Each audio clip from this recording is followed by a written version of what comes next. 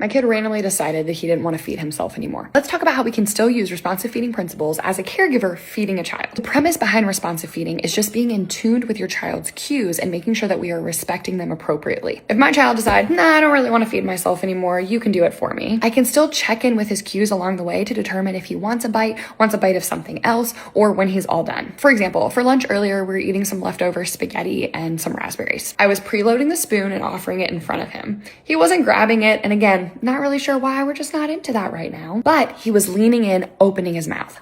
That tells me he wants a bite. I offer the bite, and what's he do from there? Takes off the rest of it off the spoon. Now, if another time I scoop and I go to offer it and he doesn't lean in, he's not opening his mouth, he's looking away, or I notice that he's looking at something else on his plate, I go, ooh, do you want a raspberry? Pick up the raspberry.